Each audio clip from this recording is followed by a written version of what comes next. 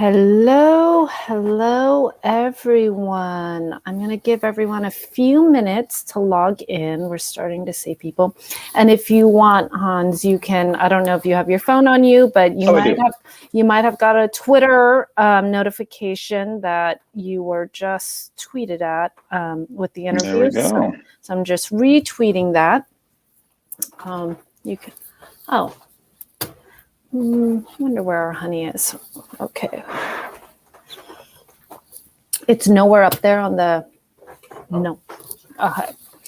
All right. Giving people a few minutes to come on. I'm going to do my little spiel today. Good evening. Welcome, everyone. If you are tuning in for the first time, this is the La Maison de Rouge Monday night weekly live broadcast. I am your host, Lucy Sweetkill, one half of the duo that is La Maison de Rouge. A little bit about who we are. LMDR is dedicated to expanding the BDSM experience by discussing, educating, and informing our audiences about the intersections of kink, wellness, sexuality, spirituality, and social activism. We aim to create a safe space for discussing these topics, as well as providing an avenue for our guests to share their stories and experiences. Thank you again for joining us. Tonight, our guest is NYC-based fetish wrestler, kink advocate, and media creator with over a decade of experience in the scene. He has appeared on many reputable kink wrestling sites, including EvolvedFights. You can find him releasing videos for his stores on Clips for Sale and OnlyFans, co-hosting the After Hours Sessions podcast, and participating in live kink-positive wrestling events such as Velvet Roe, SessionGirls Live, Women on Fire, and more. Please welcome pronouns he, him, Hanz VanderKill. Thank you for joining us, Hans. How are you? Doing well. How are you? It's so nice to be here. I've been looking forward to it all month. So now finally here. So Oh, I'm very excited for this interview. But before we jump in, I do want to do a little housekeeping for our audience, especially for those who have not participated or seen our live before. We do a Q&A at the end, so please hold your questions to the end for when we open up. Some of your questions may be answered, and I will pop them on the screen as long as they're respectful. You never know when it comes to online. It is the internet. Is the internet. So, all right. So anytime we have a new guest, we always love to know your origin story, because I assume you didn't come out of the womb thinking you were going to be a fetish wrestler. No, it's true. It's, I mean, it does go pretty far back, but I guess I sort of found my way there.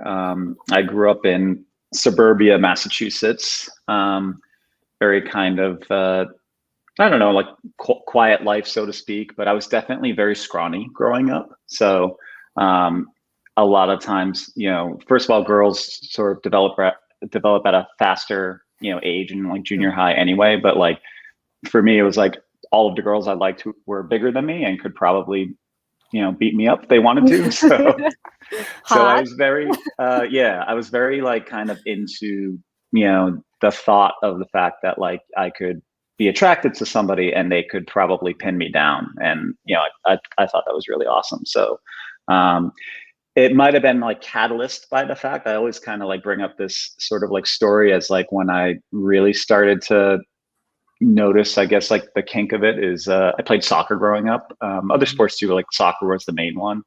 And one year I was like on an undefeated team. We were, beating all the other towns around us, and we scrimmaged the girls team, and they were having like a bad season. They were like, 4-10 or something like that. Yeah. And they just thrashed us. They absolutely destroyed, dominated us. Like one of my teammates walked off the field crying, and it was like, and it was like, I always remember that undefeated team, because like we had like a perfect record officially, but really we had that one loss that I think maybe stuck with all of us in some way. So, so that was like kind of junior high years. And high school and college, like that interest just sort of never really went away. Like I was always kind of into, women who were like athletic and stuff like that.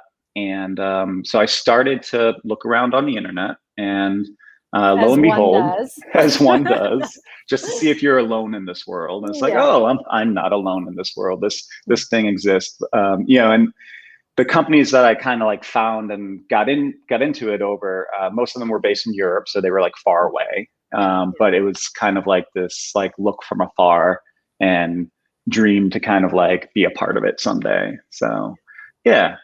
And then in college, I actually did do my first few sessions, which was like a really amazing experience and something I was like super scared to try, but I tried it and discovered that I loved it. As a top or as a bottom in these sessions? Like, usually they're like the first couple I did were actually like competitive. They're like kind of like safe and sane competitive. Like you're not really trying to hurt the other person, but you are trying to win. Yeah. And so actually the very first one I did was oil wrestling. That one was like a little bit more like semi-competitive. Yeah. And then the second one I did, she was like a blue belt. So like she had like a lot more skills, than me, certainly. Yeah. And I could pretty much try to win as much as I wanted, and I was still going to lose against her, and that was a lot of fun. So yeah, that one I actually drove from Los Angeles all the way up. It's the only time I've been to San Francisco, but I drove all the way up to San Francisco just to do that session, and then drove the Pacific Coast Highway all the way back. But so that was the college years, and then I moved to New York, met some people here who were also getting into the session world and starting to do like live video events, filming for different companies that make videos and sell them. And, for like a lot of like my day gigs and my college studies, I was doing like video production. So I always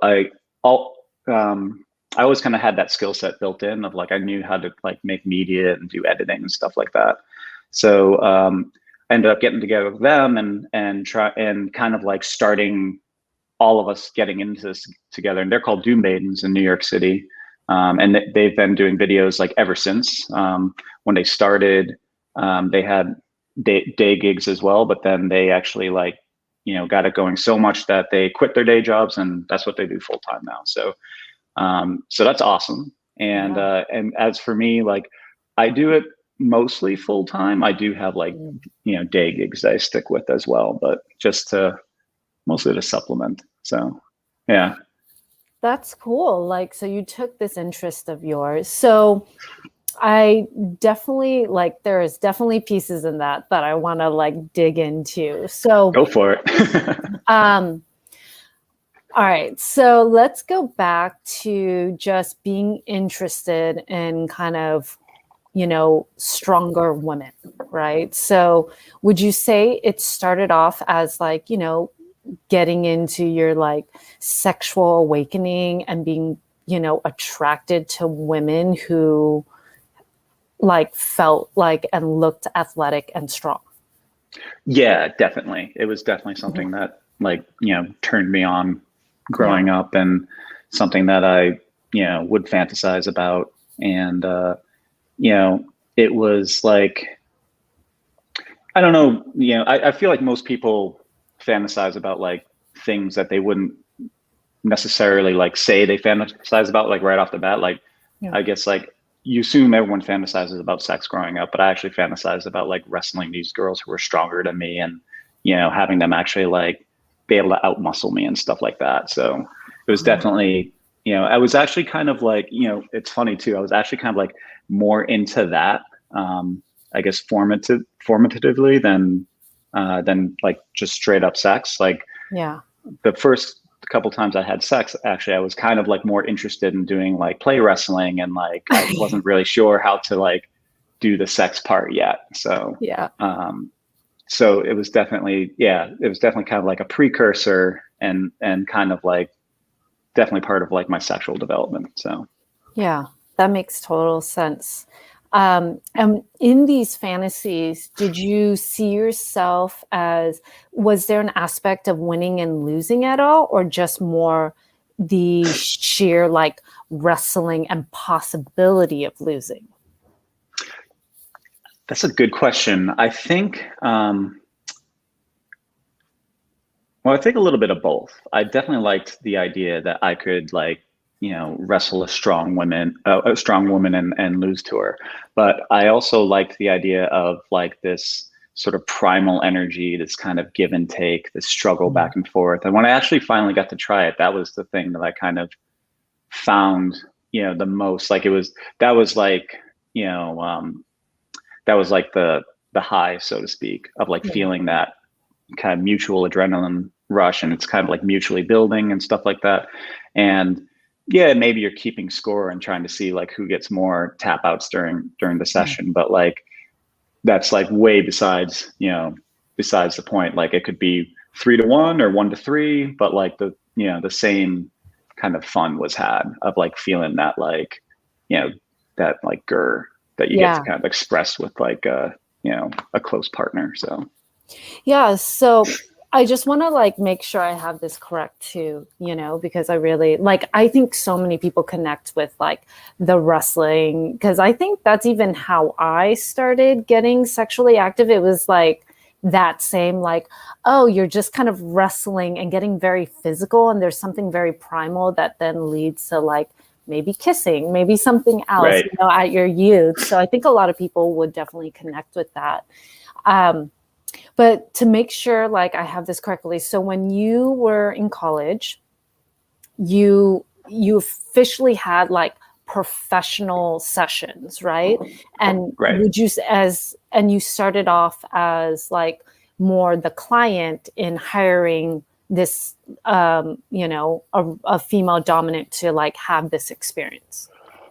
Yeah, for sure. I was definitely like, there was a good few like websites where everyone's like listed, and I was went to college in upstate New York, so there wasn't actually like a lot of like local people around. Like the first one, it was another long drive. I went from Finger Lakes, New York, all the way up to Toronto. I actually crossed the border to like go to like my first one, and so yeah, I mean, it was definitely something I wanted to try, and I had actually tried it like a little bit, like with friends in college, just kind of like experimenting around. But it wasn't like the kind of like formalized, like here's like a set of mats, and we're going to keep score, and we're going to like have like wrestling attire on. So like she's in a bikini, I'm in like tight shorts, and it wasn't. That was the experience that I really kind of like what I saw in the videos growing up. I wanted to like emulate that experience and, get to sort of like try it for real. So yeah, it started out, definitely started out on the client end. And then as time went on, getting into the videos, starting my video store, it started to become like, okay, like at first, like my video store really didn't make much. It made me like coffee, every month. It was just like, hey, this is my wonderful Dunkin' Donuts coffee that my passion for wrestling paid for. I was happy with that at first. And then as time went on, it became more and more popular until like I actually definitely depend on it at least half as much as my day gig, if not more. So it's definitely the job I can't get fired from, which is nice. So but I think that's such the wonderful thing about this, because I think this question gets asked a lot around like, how does someone get into this, right? Especially, like cis male folks, right? And it's doable if you're really passionate about it and you really like want to carve out a career in it, because you're kind of proof of that. This is a passion, a fantasy that then you're like, I would love to be part of this, right? I would love to actually be filmed doing this too, and collaborate with other wrestlers and have content being made out. And now like, this is what, a good portion of what you do. Right. Yeah, absolutely. Like it started very much kind of like hero worship, like watching The company I used to watch is called Danube Women Wrestling. Yeah. And they were the ones I watched the most. So I remember watching them and, just being like, oh, wow, this looks like such an amazing thing. Like what an amazing world it would be if I could just like participate in this and actually have it be part of what I do. And, it took a surprising amount of work for sure. Like there's a lot that goes into it. Like part of it is like the amount of effort you want to put into it too. Like I could just sort of like half-ass it and like, not get lights and just get like a really old camera and that's fine maybe if you're starting out, but like as time goes on, it's like, I really kind of want to like have good lighting, have like, hire a camera person who gets good angles and like have a good, like have different sorts of rule sets too. That's the other thing, like kind of working with more and more people. Not everybody wants to do like, really sporty, athletic, competitive. Some people want to do more kind of like fantasy, sensual, erotic and stuff like that. So it's good to have a range of styles that you're, maybe you're into like some more than the others, but like, for me, like the stuff that I do in my store, I'm pretty much into all of it. There really isn't a video that I put out that I'm not like in some way either into or like trying something for the first time where it's like, this could be interesting. I'll try this style before. So, but. Would you say that, because I've definitely seen variations where it's very fetish wrestling, right? Like there's out-in stuff and it's not really focused on the erotic aspect. It's not focused on like, like an overly sexualized aspect in the sense that veers into like fetish, like porn wrestling, right? Would you say that there is a market for both, or like does a lot of content veer into that direction where then it becomes more of like, X-rated content? Oh, for sure. When I started out, I definitely sort of stuck to the sporty competitive side. So, really it was like, it's almost like PG. Like if you didn't know it was a fetish, you could watch it and just sort of be like, oh, it's two people having an athletic wrestling match. But, knowing that this was kind of like a, linked to my sexuality to begin with, and also kind of like seeing stuff online growing up where it was kind of like more erotic and more like, wrestling crossed with sex. I started wanting to also get into that style and try that. So, maybe around like halfway through, I started, from where I started to where I am now, I started thinking like, I'd really kind of like to see if I can try this style of maybe like erotic oil wrestling where you're trying to make the other person like orgasm first instead of tap out. And that's hot. So I gave that a shot and surprise, surprise, it was a huge hit. And so I started doing that again. And I have a whole, like series of videos. Like I call them all sex wrestles, because it's like sex mixed with wrestling. So, those do really well and they're very popular. And it's been kind of cool too, because, I've had people see them and kind of, or I've gotten emails before from couples who said like, hey, we saw your video and we tried this ourselves and we had like the most fun doing it. I was like, that's like such a cool email to get, to know that there's like a couple out there that watched it together and kind of like took it as like an idea of like how they can play together. So, Yeah, that's completely amazing when you can have like, when you can put out content like that you're really passionate about and know that other couples are like getting all hot and bothered from it too and enjoying and like and emulating your, like it's expanding their relationship or deepening their relationship as well through your content, which is great. You feel like you kind of like you put some good energy out in the world. I don't know if you've ever read I read it like a long time ago, but this book called The Celestine Prophecy, but basically talks about how there's like positive energy and negative energy in the world, and like different people kind of do different things with it. Like some people will give positive energy to another person, and some people will give negative energy to try and get some of their positive energy. So there's this whole like sort of like energy dynamic. But with the wrestling, I always kind of found it to be like two people creating positive energy out of nothing, and like, you know, hopefully kind of like sending it out into the world where other people can, you know, can kind of like catch it and like be, you know, find happiness from it. So yeah, I love it. I think that's really great. And, you know, something that like, I think it's always good putting out any sort of kinks and fetishes that, you know, some people, like you were saying when you were younger, right? Where you're like, am I alone in this? You know, and realizing that there's like so many other people who are into it.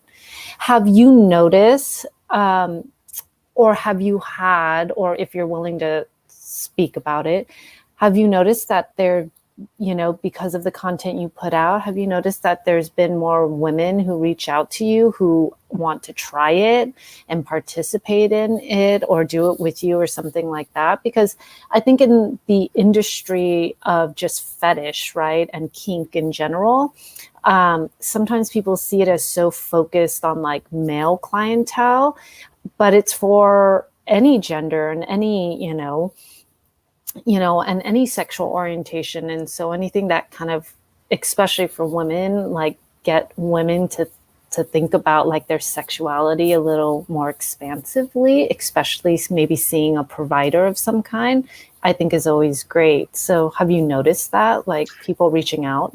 For sure. Yeah. Especially actually since the pandemic started, and like, so nobody could really kind of go out to events anymore, and you know, people started to go on various apps and stuff like that. So you know, I kind of did the same. I started to meet people online, and I would always kind of like put in my profile that, you know, that I was into this and this was part of what I did, you know, so that, you know, they just sort of like knew that up front. Also, like Field is a app too, where like it's kind of more for like kinky poly people anyway. So there is kind of that vibe already. And yeah, I definitely got people who kind of match with me who said like, tell me more about being a fetish wrestler. Like, what is this? Like, you know, I feel like I'm interested, but I don't know what it is, and I want to know more. So, so that's really great. And then when it actually gets to the stage where we get together and they want to try it, like I've kind of come up with a nice way to kind of like just sort of like lead them into it so they can get to try it, but it's very kind of like gentle and like, you know, like you know, and anyone trying this for the first time might be like a little worried about like injury, or like, is it going to be too intense or anything like that? And you know, so I've kind of come up with a nice sort of like almost like a lesson plan in a way, you know, where we have like a little icebreaker, and then like kind of different sort of like mini games, and then kind of like leading up to like more like mini wrestling rounds. But it was really nice to kind of get to flip the script a little bit from when I started out and somebody had done this for me, to be able to then get the turnaround and be like the, you know, the leader in the, you know, in the session, and get to like lead someone else through that experience, you know, for their first time, and you know, for them to get to actually just like explore and enjoy it. So yeah, it was very gratifying to get to turn that around. So I know, it's like full circle, huh? Yeah.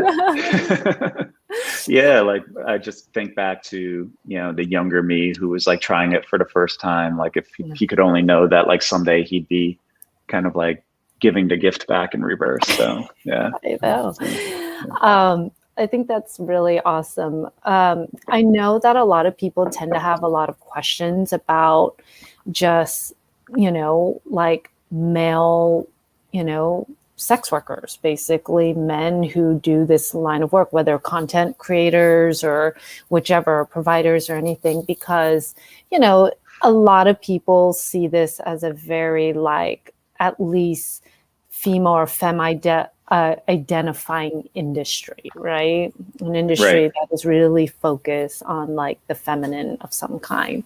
But, you know, there are a lot of male providers. And I also think there are a lot of, you know, like, you know, women who would love to see a provider if they felt more comfortable. You know, they would love to participate. Totally. You know, they would love to be dominated. They would love to be wrestled. They would love, all this, have a companion, all of those things. So, we like to have male providers on here so we can talk about, like, especially if you gear more towards,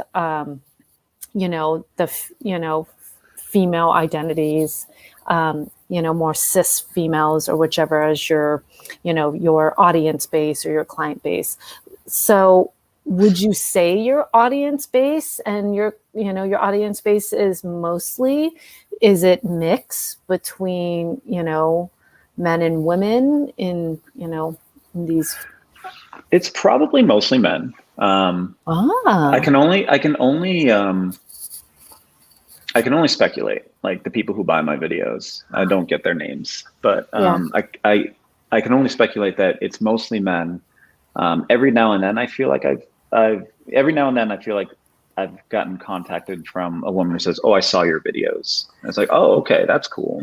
And so there's been like a few times, and then there's I'm on like FetLife as well, so like I'll post a lot of like still pictures and stuff like that, and that'll kind of like generate people contacting me and either saying like, "Hey, I saw your pictures and I'm curious and I'm interested to know more," or like, someone who said, "I've like looked at your pictures for like years and years and I'm such a huge fan, and like, I would love if you did that to me," and stuff like that. And I've had both men and women say that, like through like private chat and stuff like that. But yeah, I mean, as far as like meetups go, though, I tend to stick with women because I kind of find that to be more fun for me, because it is kind of like, like I said, kind of like flipping the script, and it is kind of really cool to get the chance to kind of like lead them into that experience and have them, enjoy it. So, but yeah, like I would say like in the last like few years, there's been more and more women. I always kind of like hoped there were, but like there's definitely been like more and more. And I think especially since I started doing the like erotic oil sex wrestling, because I think that style in a way kind of like speaks to both genders in a way that maybe the sporty competitive wrestling is more, I don't know, more men tend to like that maybe. So, or it just wasn't as famous yet. One of those two. So yeah, it's very interesting to think about who consumes your content, right? Like it's hard to say what, obviously, because there is, people who identify as non-binary, people, male identifying, trans folks, so it's really interesting to see who consumes certain content. And I'm always like all about trying to get, more, female identifying, or just anyone who's like non-male identifying folks to consume this content that, or see providers, because they would benefit so much compared to, I think, many others. Totally. Yeah. Because it is kind of like, it's nice to be the client, and you get kind of like catered to, and like it's become, it's more about like your experience than their experience in a way. Like, I mean, there is still like kind of the sharing and bonding sort of thing, but like, it's like therapeutic wise, like it can be like more expanding for the person who's kind of like being led into it, where it's like,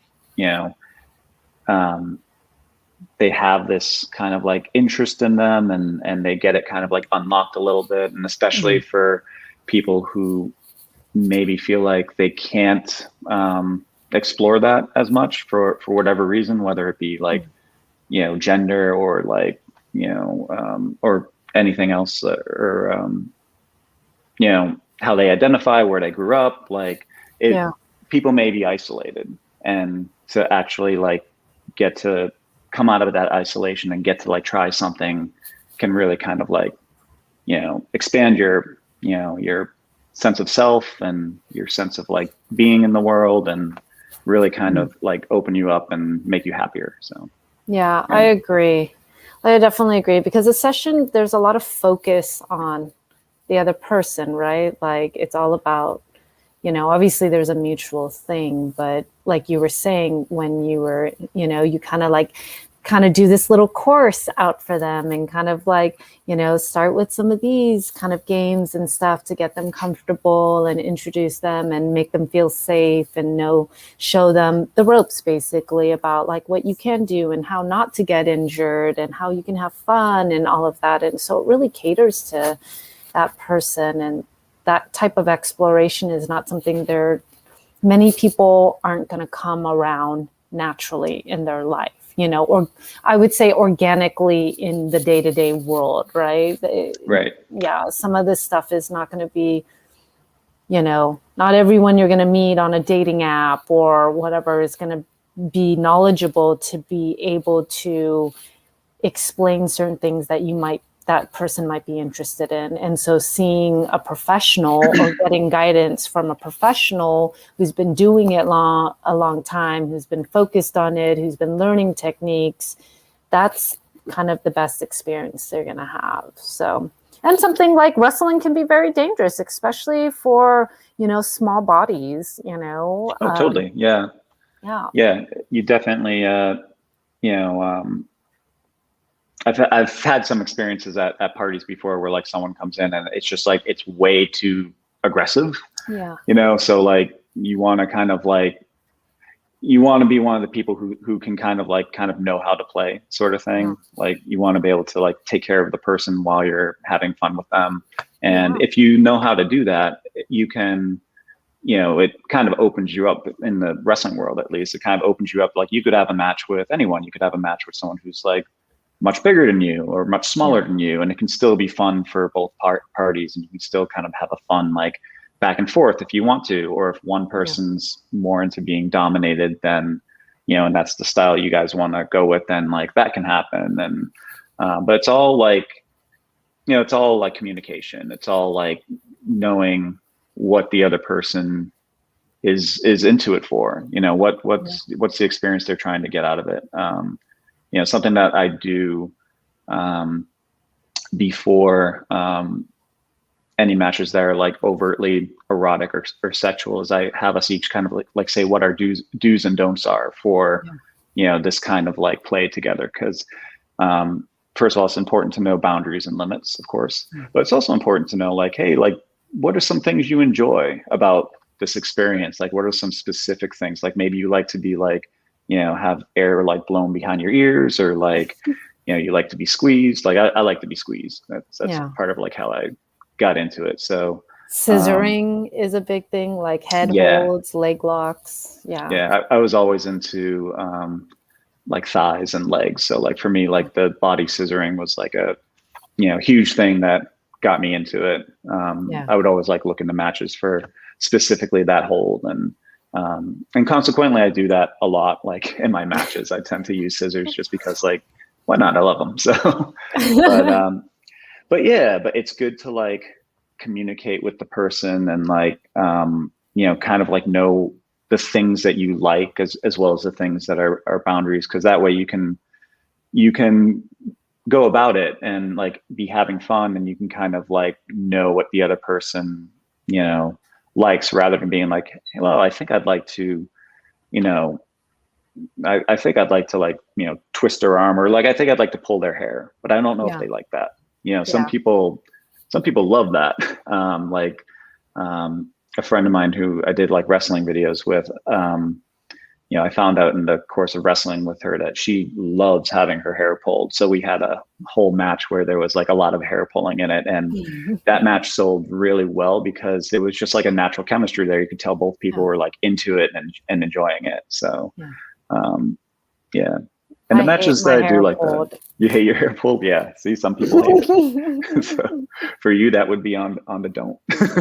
So, but that's why I like, the idea of you guys and this podcast, and kind of like bringing this into the light in a very kind of just conversational way, because I know kind of growing up like this for me was very like taboo and like secret, and I'd be embarrassed to tell anyone about it. And like the thought of like having them know that I went to a provider to like try out this like experience with like wrestling mats and oil wrestling, stuff like that, like that would like terrify me. I would be like afraid I would get made fun of and stuff like that. And I feel like there needs to be more like just kind of social exposure of just like normal everyday people having conversations about their experiences in various different kinks and stuff like that, and kind of normalizing that a little bit, so that people know that like, hey, like this thing that I'm into, like I don't have to be ashamed of that. I don't have to kind of like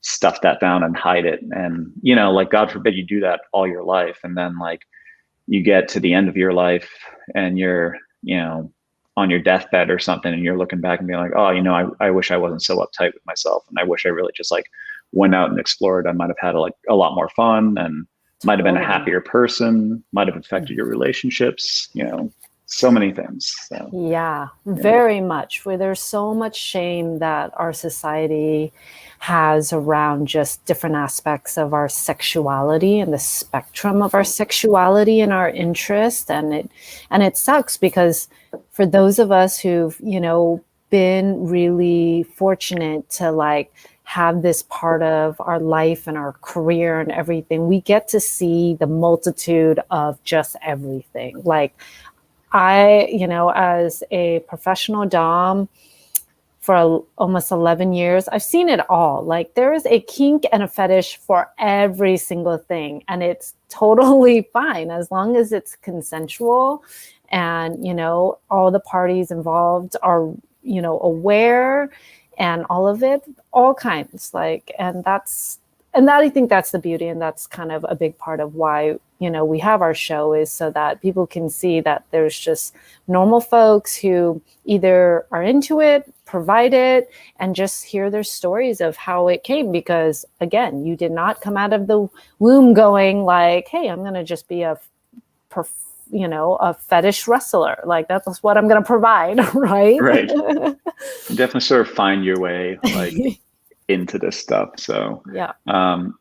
So how did you sort of find your way into like kink yourself? Like you say, you've been into it for like 11 years. Well, professionally 11 years. So I've kind of spoken about it publicly a lot, which is like, same thing. I had interest when I was young. Like I was already kind of bullying boys. I was I can see you doing that for some reason. I can just like see it in your eyes. Like I was like already bullying boys. I'm a sadist. And I was doing things that I was getting so much in trouble for, like biting, kids and family members. And I realize now that like the biting specifically was, I call it a sadist form of kissing. So as a sadist, it was like my form of like kissing as a child. So naturally, that's kind of what I did because it was just who I was. And so like, I used to bite my sister all the time. I used to bite my friends, like when I was a kid, my cousins. And it was just kind of like this thing I did to like show affection. Yeah. And I still do it to this day with people I'm really, really close. Like for me, biting someone is really intimate and it's very much like kissing. I do not bite in my professional sessions because it's very intimate for me. Right. It is my form of kissing. And so I just don't do it. But like I had all kinds of kinks and like all this stuff that I just didn't know, obviously, and didn't have the words for and didn't have the vocabulary and experience. And it wasn't until just like living life and knowing that life will lead you down some of these paths. And if you listen and if you look out, then you'll see the signs. And it was all kinds of signs that eventually led to me like pro-doming, and, professionally pro-doming, but I was exploring. I just didn't have the vocabulary. And so it felt very much, when I started to pro-dom, I felt very much at home. Yeah. And you felt like it's probably something that like you really enjoy doing that you can't really do like spontaneously on a day-to-day thing. Like you can't just like start dominating your friend just because you feel like it. But and it was stuff like that. Like obviously like and especially like my sadism, I call myself a conscious sadist. It's I want my sadism to really come out with those who embrace it. And so that's either masochist or those who want to go on a journey with pain and stuff. But if you're someone who's going to complain the whole time because I'm giving you a little pain, it's like, I don't want to do it. It's just like, that's just you complaining. And it's not fun for me. Like, consent is really sexy, Totally. Yeah. You definitely want to know that the other person's like enjoying it. So, yeah, because and the other thing, like, it's funny, that kind of leads into wrestling, was I did not realize I had a lift and carry fetish until a few years into pro-doming, actually. And I feel like lift and carry is definitely like a cousin of wrestling. And I did not even know that term until like a few years into my pro-dom career, because like I would just like kind of mention like, oh, I'm the queen, carry me around, da da da da. And then I had some clients, some subs who were just like, oh, are you into lift and carry? And I was like, what? Like, tell me more. And I had some clients who were what's it called? Weightlifters.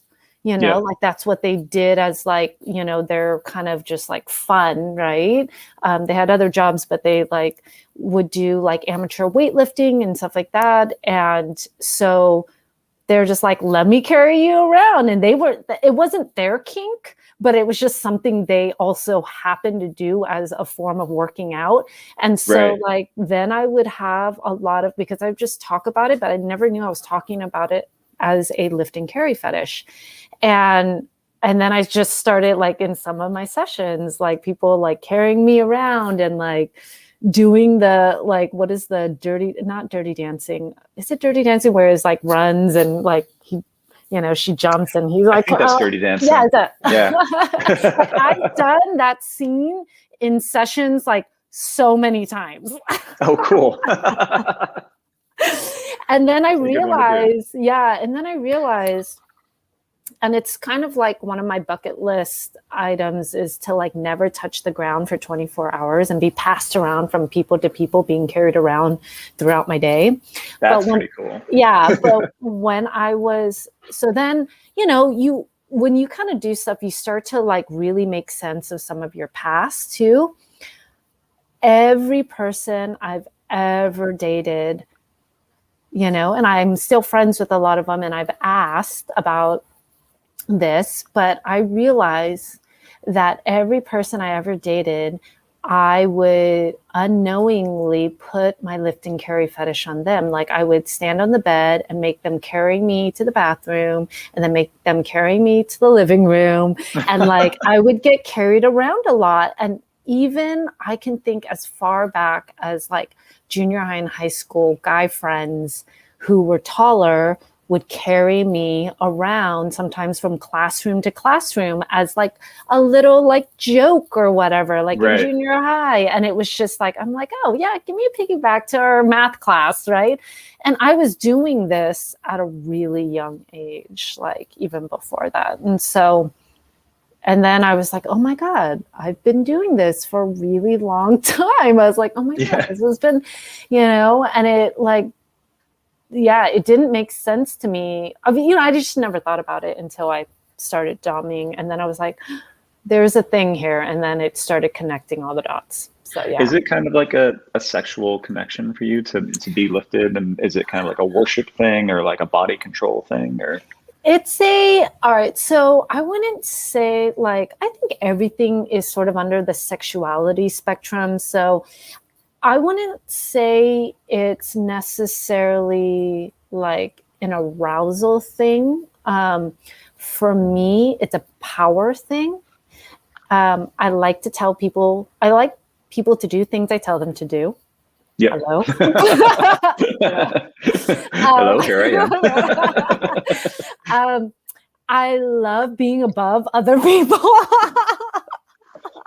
I can see a trend. but there's just something about being carried around, right? Like what's more like dominant and majestic than being carried around and also catered to than being carried around, you know? Like kind of like exalted, like yeah, even like it's just literally like exalted. literally. And then looking down, I always loved looking down at people, like not because I think I'm better, but it was just this viewpoint.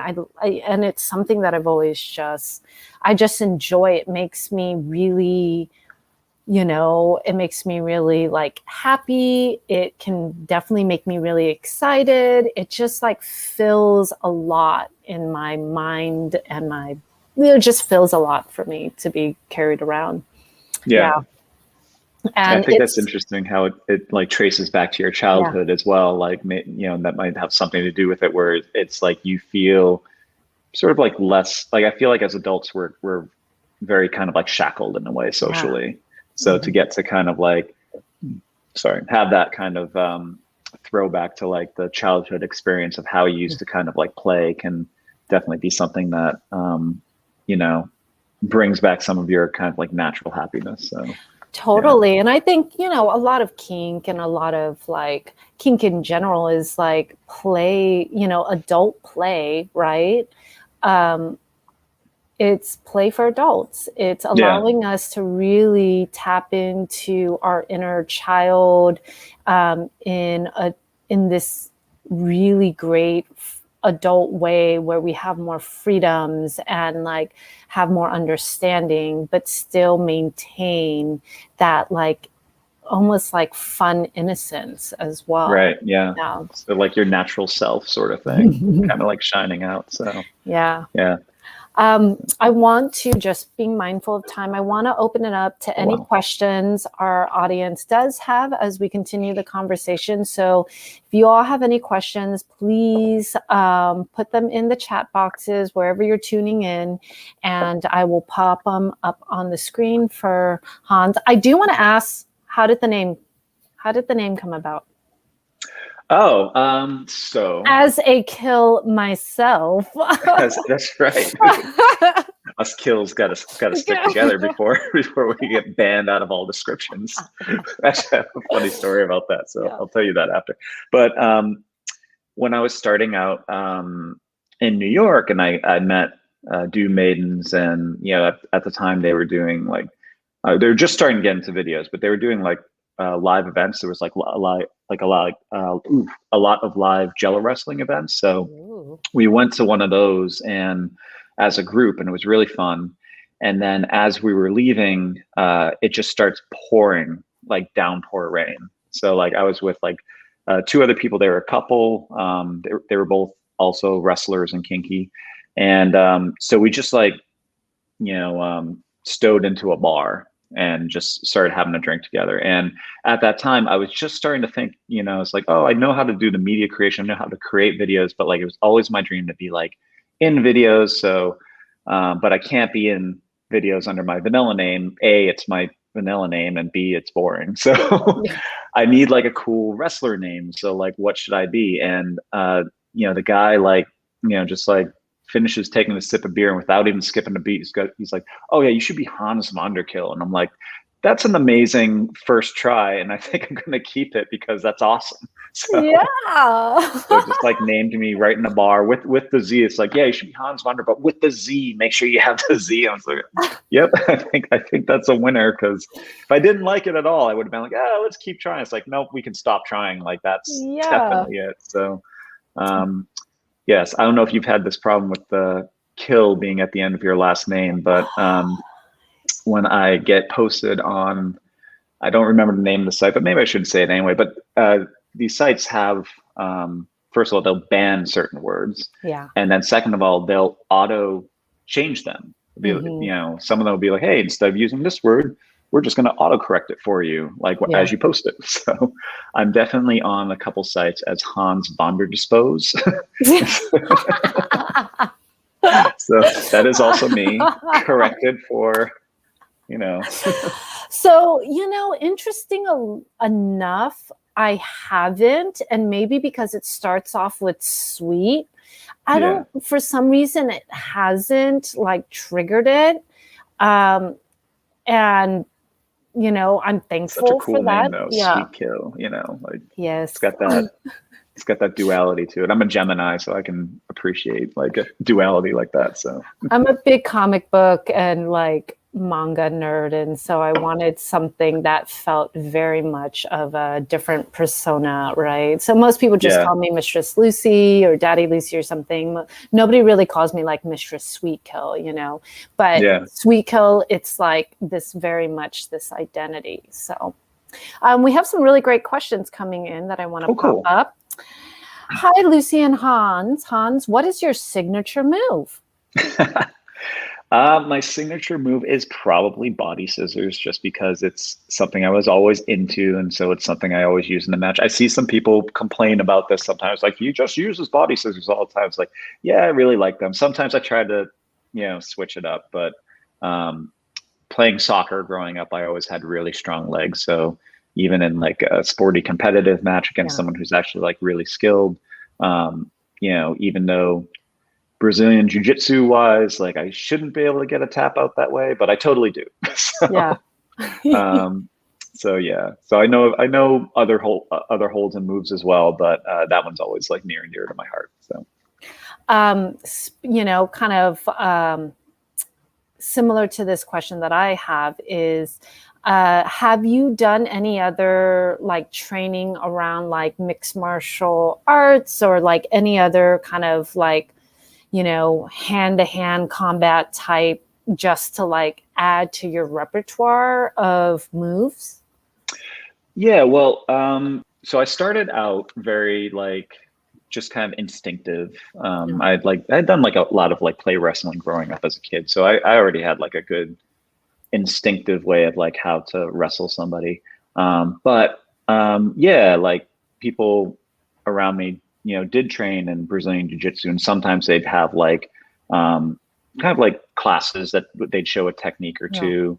Very early on, I would go to like some of the classes that they went to, but only for like a very short time. I'm not like very like extensively trained in Brazilian jiu-jitsu, but I do watch it, and I do have a fascination with it. So I'll pick something up every now and then, but something like the Darce choke is like definitely something I try to do and fail at, but like the arm triangle is a lot easier. So I also tend to purposely stay away from joint locks, just because in a play setting, a lot of times those moves, they don't hurt until it's too late. So it's not really like, I don't know. I just find it to be something that they're perfectly safe if done correctly, but like it's also kind of like, I don't know. I tend to stay away from them, but that leads to our next question, though. Actually, have you had any injuries from wrestling or anyone else?